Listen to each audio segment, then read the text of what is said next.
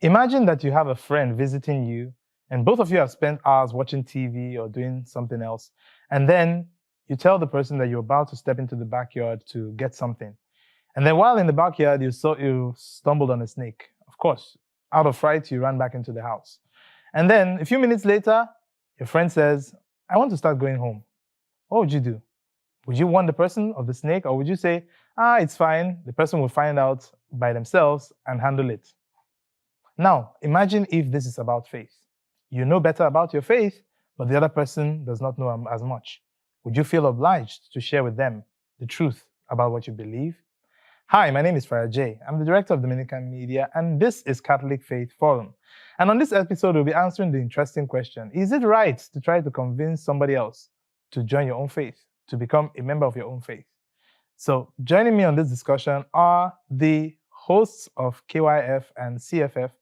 I would leave the identity for now until we come back from this break. Do not go anywhere, we'll be right back.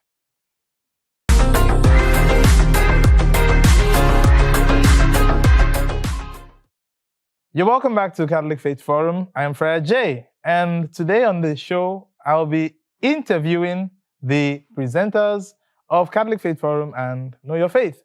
And I'll introduce them. Wonderful ladies of both the CFF and the KYF, starting with the first person. She's known popularly as Elefachi, and she is the KYF queen. You're welcome to the show. Thank you, Padre. It's nice to be on this side and see those who are oppressing people on TV be the ones to be on the hot seat. Yeah. And right next to her is the lovely host of CFF, no other person than Evelyn Iwoha. You're welcome to the show. Thank you. You're welcome to your show that I have stolen. So you're both welcome. How are you doing? Thank you. I'm very well, and how are you too? I'm doing great. You can see I'm radiating the presence of God, and I'm stealing the show. I'm stealing the limelight from both of you. Why do I feel like when you're trying to... I'm trying to steal your job so that I don't have to pay you people anymore. No. All right, so let's not enough of the jokes. Let's go into the main question itself of the day. So, is it ever right to try to speak to somebody about their faith? Is it right at all? Personally, it's right. Like, Okay. I see nothing about that, because if you believe in something, then you should also talk to other people about it. Wonderful. But where I have a problem is if you try to force it on them. Okay, that's So nice. just talk to them and So give speak. them the freedom to make Speak their and choice. don't force it down on them. Yeah. Okay, so what do you think about it? I agree with Elefachi. It is not a problem. It's not an issue to discuss your faith with other people. And yes, as she said, the issue is when you try to force other people to believe what to you join you and to be convinced. But if you don't know so much about your faith, there's necessarily nothing you want to say to convince people, because Of course. you have to be knowledgeable. You have to know the true facts. You have Wonderful. to have the information at your fingertips. So I don't think. I think without even realizing it, you've quoted the scriptures. 1 Peter chapter 3, verse 15 says, always have a ready answer for those who ask you about the faith you believe. Now, I should even ask you, how did you become Catholic? I was born a Catholic. And yourself? I was also born a Catholic. Okay. Have you had an experience of going to another church other than the Catholic Church for any period of time? Except for visits. Okay. Okay. While I think sometime last month or last 2 months in Bayelsa, Okay. a friend invited me to, they were having one youth program like that. So Just things like that. Yeah. Okay. So have you had an experience of visiting another church? Yes, I Okay. have had an experience of visiting another church, and not as though my parents took me there, but based on personal choice, I went there to just know what they were doing there. So Okay. basically, and then from invitations from friends. So curiosity and also the spirit of ecumenism to Yeah. hear what other people believe. Of course. That's very good. So the next question is, at what point did you become convinced that you're comfortable with your Catholic faith and you want to continue practicing it? Ellie? I would say You've never had any challenge with your faith? yes, because Okay. I was born into the Catholic Church, and Yeah. I've always been dedicated to the church. Basically, we started from MCA, from different things. So I've not really had any opportunity to probably doubt the faith. And along the line, I've actually loved it, and I've seen reasons as to why I should continue in that path. So, What about you, Evelyn? If I would say I've never had that situation whereby I felt like, why am I doing this? Yeah. I would be lying, because there were times I felt like I was going to church because my parents were the one that made me go to church. Course. And you know, when you do some societal activities just because they are doing it. Yeah. So, but later, as I grew older, I felt like what I was searching for, because I feel like there are times I begin to question my existence. I begin to question why I'm doing what I'm doing, why I'm living. If there's something I'm supposed to be doing that I'm not doing. And you know, when these questions come to my mind, there's only one way I think about it, and my thoughts are directed to God. And I realize that in the Catholic Church, I find God there. And I have seen him show up for me million times over and over and over again. And I feel like if God answers, you know, there's sometimes I feel like I see my mates praying vigorously, and I feel like, why am I praying so differently from them? But whenever they ask me questions like, Evelyn, why don't you join us? Why don't you do this? Why don't you do that? I feel like God has always been answering my quiet and my, solemn prayers. So like, I'm so convinced. I don't know how to say it, but there's this feeling when I listen to some Catholic hymns, when when you concentrate solely in the mass, there's this fullness, and I feel like I don't want to be somewhere else. Wonderful. Especially the consecration. Like, exactly. That's one important. It's very beautiful. So have you had an experience of somebody trying to talk you out of your own faith? To say, that on a church really boring, when I know they read Bible. Have you ever had any of those experiences where somebody's trying to get you to proselyte to their own faith? Ellie? I won't say, I don't know if the person was trying to bring me to their own faith, but I've had cases where people basically talk against not really against, but some things they're like, okay, this kabash and all of those stuff. Yeah, you don't speak in tongues. Yes. That means you're not spirit-filled. Exactly. That it's in the Bible and all of those stuff. And there are some other things they pointed out they do, which we don't do their own way So, and of course, the popular one now. We honor Mary. You people worship Mary. That one is we hear that a lot. We hear that a lot. Even when you say, no, we honor her, what they hear is we worship her. Okay. So I've actually had such cases. What I basically do is I just try to make them understand my own faith and what we do and why we do what we do. So, but I don't try to force them to believe it or not. And whatever they say, I don't know why, like, I'm just so firm that you cannot move my own belief. So I'll just say what I have to say, tell you the reason why we do what we do. And it's left for you to believe it or not. I sit there where I did. I understand that. So we'll ask Evelyn the same question, but we'll come back and continue the discussion. Stay with us.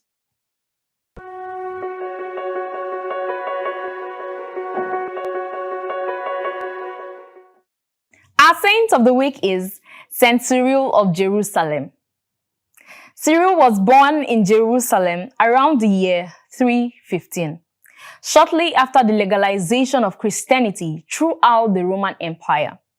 Although that legalization put a stop to many of the persecutions that threatened the church for 2 centuries, it indirectly gave rise to a number of internal controversies, both in regard of theology and the jurisdiction of bishops, in which Cyril would find himself involved. Cyril received an excellent education in classical Greek literature as well as the Bible. He was ordained to the priesthood by Bishop Maximus of Jerusalem and succeeded him as bishop in 348. During his early years as bishop, most likely around 350, he delivered a series of lectures to new initiates of the Catholic Church. 24 of the lectures have survived and are studied today. In a 2007 general audience, Pope Benedict XVI praised the saint for providing an integral form of Christian instruction involving the body, soul, and spirit. Saint Cyril's teaching, the Pope said, remains emblematic for the catechetical formation of Christians today. In 351, 3 years after Cyril became the Bishop of Jerusalem, a large cross-shaped light appeared for several hours in the sky over the city, an event that many interpreted as a sign of the church's triumph over heresy. It could also, however, be understood as a sign of the suffering the new bishop would undergo in leading his flock. Unlike many other Eastern bishops and priests of the 4th century, Cyril did not allow his classical learning to lead him away from believing in the full humanity and divinity of Christ. However, the man who consecrated Cyril as bishop, Archbishop Acacius of Caesarea, was an ally of the Arians, those who claimed that Jesus was a creature and not God. Because of his connection to the archbishop, Cyril himself was unjustly suspected of heresy by many of his brother bishops. But he also found himself at odds with Archbishop Acacius, who claimed to have jurisdiction over the birthplace of the church. Altogether, these disputes led to Cyril being exiled from Jerusalem 3 times in the course of 20 years. Cyril first took refuge with Silvanus, Bishop of Tarsus. He appeared at the Council of Seleucia in 359, in which the semi-Arian party was triumphant. Acacius was deposed, and St. Cyril seemed to have returned to his see. But the emperor was displeased at the turn of events, and in 360, Cyril and other moderates were again driven out, and only returned at the ascension of Julian in 361. In 367, a decree of Valens banished all the bishops who had been restored by Julian, and Cyril remained in exile until the death of the persecutor in 378. In 380, St. Gregory of Nyssa came to Jerusalem on the recommendation of a council held at Antioch in the preceding year. He found the faith in accord with the truth and expressed admiration of Cyril's pastoral efforts, but the city was corrupt in morals. In 381, St. Cyril participated in the Second Ecumenical Council, which condemned 2 different forms of Arianism and added statements about the Holy Spirit to the Nicene Creed of 325. St. Cyril of Jerusalem died in 387 and was named a doctor of the church by Pope Leo XIII in 1883. His feast day is on the 8th of March. St. Cyril of Jerusalem, pray for us. All right, you're welcome back to Catholic Faith Forum. I'm sure you learned a thing or two from the life of the saint of the day. Emulate the life of the saint so that you too will be canonized tomorrow and you'll be a saint in jeans and shirt. Before the break, we were asking Elifachi if she has had an encounter of someone trying to convert her to their own faith, and she gave us some wonderful answers. Now is Evelyn's turn to tell us what has been your experience with other people trying to win you over to come and join their church because your church is not strong enough. Okay, so that has been more than twice or even more than 3 times. As a hotcake that you are. I actually feel like such things happen when they realize that that Catholic is not strong or they do not have a full understanding of what they have faith in. So you look like you're vulnerable. Exactly. So they will take advantage of that weakness. And well, it just behoves on us to be able to, know what you're doing. So as at the time when I had this experience, I was doing my A-levels and I was this person that I was just going to church because I felt like, though I wasn't with my parents, I didn't want it to seem like I'm so ungodly or unrighteous. Yeah. And so what I did was to pull more Catholics to myself so that all of us would go together to church. But it was easier for them during the weekdays to come and meet me that we have, Christian fellowship of, students and all those things. And when I attended once, I don't know how it felt, but there were a lot of worrying thoughts. I had a lot of, when someone is telling you that baptism of water is not so important. And where I'm coming from, I'm used to a lot of, baptism is very, very important. Did you ever see the tract that says the 7 things that will not take you to heaven? Did you ever see that tract? Probably never did. They will, and the things they name are the 7 sacraments that they will not take you to heaven. Wow. So in fact, it was just, I don't know how to say it, but I felt like I wished I never attended that program. So there were a lot of things, and they don't hesitate to rub it in that. Of course. You guys don't read your Bible, you guys don't speak in tongues, you guys don't do a lot of things that we do. So why don't you just join us? You have been attending Catholic Church all the years. Why don't you just attend once? And that once they'll take your number. And that once oh my God, they will stalk you, they will follow you they'll give you food the first time you come. So that you're welcome. Students then in school. Yeah. So they use that to ensnare you because they know that there's hunger in the land. Exactly. Okay, so I've had So those are things that, of course, these are dangers that many Catholics are prone to. Yeah. And I think one thing too that we don't do so well in the church is to think in that militant way of mindset to say, bring people to church, bring people to church. We just feel like, if you believe in the faith, you believe in the faith. We believe so much in that religious freedom thing. But then there's also the side of the church that encourages us and makes it an obligation for us to try to bring others to the faith, and which is when we become confirmed. So when you're confirmed, you are told that you are now a soldier for Christ. Yeah. So are you confirmed? Yes, I am. And yourself? Yeah, I am confirmed. So do you see it as a matter of obligation to try to win other people to the faith? Have you ever tried making somebody, okay, this person doesn't seem to be going to church. Can I speak to this person to come to church? Honestly, I've not done that. Okay. But what I do is, if I observe probably you've been going to church and probably you stop for a particular time, I'll just talk to you to try to start Return. going to church. Okay. So, but trying to win probably a new person entirely, I've not done that. Okay. Okay. Evelyn? This has been most recently, and I have done like maybe 1 or 2 persons. Okay. And though I don't do it alone, because this work of faith, this journey of faith is not something you do on your own. Sometimes it's a task for just yourself and one person. And there's a way I see winning people over. I see it as just like when you go on a tour in a new place. You just need a guide to, show you around, show you how, like, why these things are where they are, why they are here, why they are important, And if, as a confirmed Catholic, it's an obligation. It's a duty for me to bring others to the light that I have seen, bring others to the knowledge of the truth that I know. So when I met this person wasn't like, the person already had this background. Okay, yes, I'm a Christian. But when you just get choked up with the struggles of life, the difficulties, the failure, the challenges, and you feel like I've been talking to God, God has not been listening. Sure. And so when I approached this person, it seemed like, what has come over you? You get, do you know what you're talking about?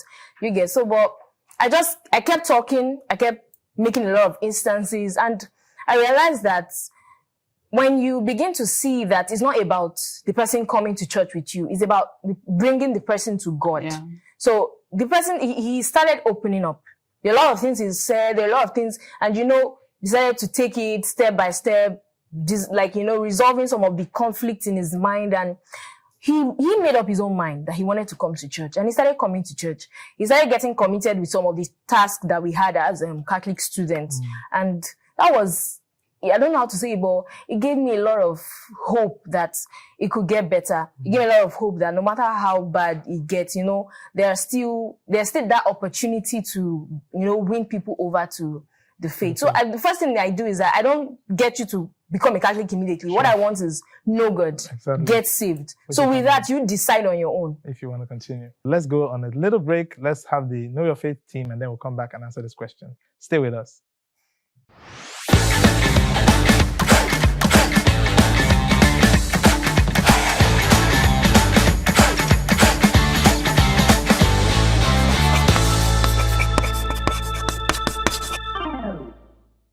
Hi guys, welcome to another fascinating episode of Know Your Faith.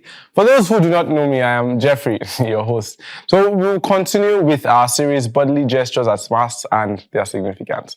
On this episode, we will focus on sitting and standing as bodily gestures at Mass. Now, sitting and standing are two very common gestures which we perform in our day-to-day activities. I mean, we do them at home, in our workplace, at school, in the market, at Mass. I'm even standing right now. However, if you've ever invited a non-Catholic for Mass, you will notice that they look quite confused, especially with the standing and sitting. In fact, after Mass, they ask why we interchange between standing and sitting so many times. Now, the reason behind this is simple. There are various parts of the Mass, and the church in her wisdom, church so wise, has examined these various parts and decided which posture that is standing or sitting will be best for us at each point in time, so as to be fully present and participate in the Mass. Now, let's read them individually. Sitting. Sitting is the posture of listening and meditation. So the congregation is advised to assume a seated posture that allows you to be attentive and active at Mass. and not just merely at rest. When you go for mass and you sit on your pew, don't sit in the way that you see by the next 5 seconds, you fall asleep. You have to be active in the mass and participate well. Now, the parts of the mass where we sit are 1, at the first and second readings, and the responsorial psalm before the gospel. Basically, sort of the liturgy of the word. Yeah. 2, during the homily. And 3, during the preparation of the gift at the offertory. Now, let's go to standing. Standing, on the other hand, is seen as a sign of respect and honor. Now, since the early church, this posture has been seen as the stance of those who have risen with Christ and seek the things of heaven. See, as I'm standing now, I'm taking the stance of those who have risen with Christ and are seeking the things of heaven. When we stand for prayer, we assume our full stature before God, but not in pride, but in humble thanksgiving for the wonderful things God has done in creating and redeeming each one of us. And by baptism, we have been given a share in the life of God, and the posture of standing is an acknowledgement of this awesome privilege. Now, some of the instances where we stand are 1, the entrance procession, 2, rite of sprinkling, 3, the creed, 4, hallelujah chants before the gospel. I've given you 1 hallelujah chants now, but I don't want to be proud. 5, while the gospel is proclaimed. 6, during the prayer of the faithful. 7, we stand as the celebrant says, pray, brethren, that my sacrifice and yours may be acceptable to God our Father, and we remain standing to respond. May the Lord accept the sacrifice at your hands. Complete it at Mass. 8, we also stand at the Lord's Prayer. That's the Our Father who art in heaven. 9, the congregation remains standing until the end of the Sanctus. That's the Holy Holy. 10, we stand for the concluding prayers. And 11, we remain standing until all ministers are processed out. Now this shade is going to all of you that as the Spirit is genuflexing, you're carrying your bag and you're leaving Mass. We remain standing. I don't say we remain moving. We remain standing until all ministers have processed out. And in conclusion, sitting and standing are 2 of the most frequently used postures at Mass. They have their own individual significance. A good sitting posture helps us with attentiveness at Mass, and with a good standing posture, we represent ourselves in humble prayer to God. All right, guys, that's all for this episode. Thank you for watching. Until next time, be bold, be Catholic. All right, well, welcome back to Catholic Faith Forum, and that is Know Your Faith. I hope you know that aspect of your faith now. So before the break, we were asking the question, what would you do about trying to catechize or bring somebody to the faith that you did not meet on the Christian turf? You did not meet because you are Catholics or because you are of the same faith or even a person of faith. What would you do in such a situation? And Evelyn was going to help us with the answer to that question. If you meet somebody not on the Christian turf and both of you have been friends for long, but faith has never really been a part of your discussion, do you think it's ever good to bring that into the conversation? There's something I always try to be very careful about. There are some steps you just take on. It might not just be for you. I have tried to talk to some people. When I look at it, I'll be like, this soil, this is not for me. This is not for me to sow here. And I do not want my efforts to, like, I'm not saying I'm doing it because of me, but I may not just be the one to get to talk to this person. Okay. Like, I might just be, because I have been in that position whereby people talked to me about, they tried to convince me, and I was like, I don't know what you guys are saying. So, but when I began to understand, I felt what they felt, like such that, even I wish you knew, you get that kind of thing. So when I'm trying to talk to somebody and the person doesn't seem to be that fertile soil to be like, I'll first, give it a pulse and let the conversation just slide. But if there's an occasion and there is a point that there's a perfect opportunity for me to talk about it, then, they'll begin with, I have so much things on my mind. There's no one listening. There's no one, when I hear that, that's like a green light. And you'll be like, but God always wants to listen to you. Wonderful. And God always wants to talk to you. You've just been too occupied. And I, just tell them things like, you are just, you're obsessed about what you want to achieve, that you are now confused. By the time I put it in that way and, let them know, there's this part in Isaiah that says, call unto me and I will, you get. Yeah. So, but who have you been calling? And then my very good friend will tell me that when you are faced with challenges and obstacles, the devil is calling you, God himself is also calling you. So whose call do you pick at that point in time? So that's where people that's where I look at it from the perspective. So it depends on how the flow of the conversation. If you get to that point that I can feel it that faith can, Can come just in here. find its way, and I won't hesitate. Now, these ones are questions that you're best suited to answer. As presenters on a Catholic show, like Know Your Faith and like Catholic Faith Forum, I'll first of all say, I commend your courage, I commend your consistency, and that idea of putting yourself out on a Catholic platform. But then, does that also pose a challenge for you when somebody just sits and says, Evelyn, I know you're on Catholic Faith Forum, or Elifachi, you're all those, hi guys, welcome to Catholic Faith, welcome to Know Your Faith series. And they want to ask you a question on the spot, and they expect you to present an answer on the spot. Have you ever found yourself in such a situation? Elifachi first. Sometimes, because especially for Know Your Faith, Yeah. because we treat issues that are basically somehow on the Faith-based. doctrines Exactly. and those things that are, some people will think that you have the dogma by heart and you are carrying, I think few months ago, right? Yeah. Like we do the normal sharing and all of those stuff. So Yeah. I shared the link to the church wedding group when I was still in school. Okay. So then there came up some questions and it was online though. Okay. So I answered the one I could answer and it actually made me go back to read more. research. Yeah, to research more on that. Then I came back and sent a proper voice note when I had better understanding of Okay. that. So for me, Is that a good thing or a bad thing? Because you know that they will not be calling you as if you are Google. like it's a good thing for me because it gives me an opportunity to now I know that now people are looking up to me Yeah. and they expect me to have answers to certain questions. So now I need to, when I'm talking about a particular thing, I need to make sure I have an in-depth understanding of it. So that if wherever they meet me, never to be caught off guard. Exactly. So, Exactly. But Evelyn, before you do your question, let me ask you first. Have you had such an experience of someone stopping you and say, Evelyn, Nurse Evelyn, I saw you on TV. So what is this about the Catholic Church? Have you had such an experience before?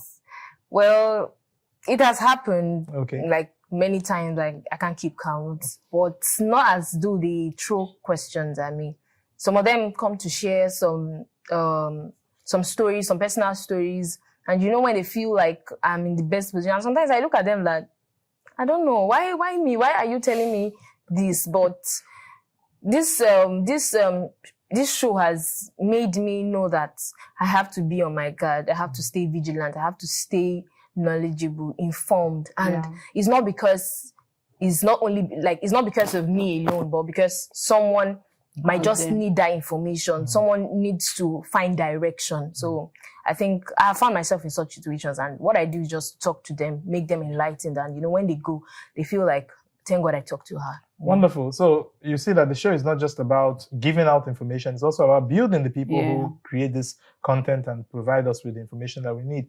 And I'm sure we are all enlightened from this conversation. It's sometimes good to put the presenters on the hot spot too. So they see the heat that they make us feel whenever we come on as guests on the show. So thank you all very much for being on the show. Thank you very much, Elifachi. Thank you very much, Evelyn. And thank you for giving me this opportunity to be in the driver's seat. I hope I wasn't going too fast, so I don't crash. No. So thank you guys very much for staying with us, staying through to the end of the show. If you have any questions, any concerns, any pointer, anything you want us to discuss on the show, please feel free to leave a comment and send us a mail at opmediang@gmail.com and follow us on social media at CFF on TV. And you can watch this and other shows and other episodes of the show on our YouTube channel, Dominican Media. And feel free to follow us on social media and continue to interact with our content. And until I come your way next time, or maybe never, on the show, keep being saints in jeans and shirts. Bye-bye. Bye.